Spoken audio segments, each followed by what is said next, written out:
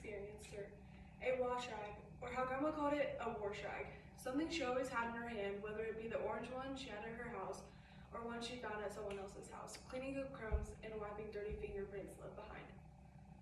She had at least 6 vacuums, one upstairs, downstairs, in the barn, in her she shed, her train, and even one in her garage.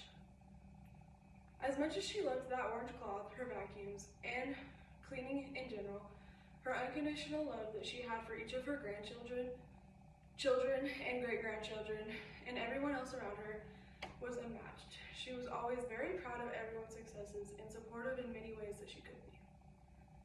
She always went out of her way to make an appearance at every single event, whether it was in her backyard or 6 hours away. She would be there.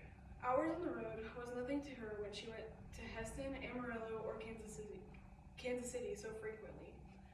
I am so grateful that I was given the opportunity to tag along with her so many times. Grandma loved to travel.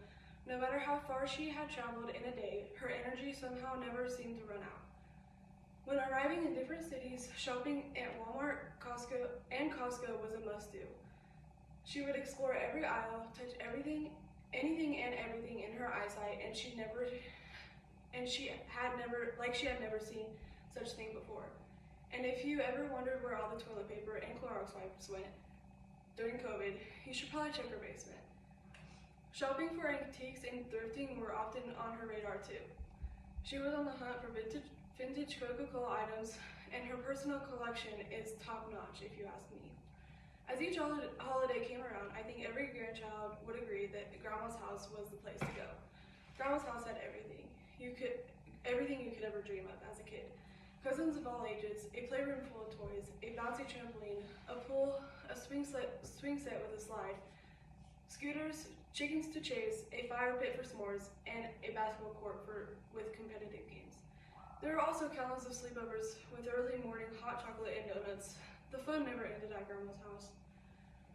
Cooking and hosting for holiday gatherings is where many of the traditions began. Although she had an army of family to feed, she cooked as if there were 5. This past Thanksgiving, she cooked 16 batches of baked broccoli casserole that everyone loved. She would even make a special batch for those who didn't like the almonds. That just goes to show how much she cared for everyone around her, welcoming them with open arms and lots of food. Grandma had her own special bond with each of her grandkids, and she could keep all your secrets and was the best listener. In return, we would listen to her talk about Donald Trump, how she could yap about that man all day. Pajamas. Have you heard about her pajamas? I'm pretty sure she had a pair for every day of the year. Pajamas for each season or holidays, and even a matching set with Katelyn and I. In those pajamas, she played countless of games of spicy Farkle.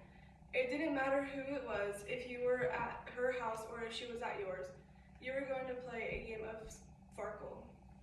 It was inevitable that those who played Farkle with her would at some point try to scare her. She'd jump in shock while laughter erupted throughout the room. The memories with Grandma are endless, and today we celebrate the richness of her life. Although it is hard to combine all these memories she created with family and friends, she had an immense outpour of love and help throughout her life. Therefore, we will forever hold a special place in our hearts for our Grandma. Thank you for your love, your care, your delicious food, and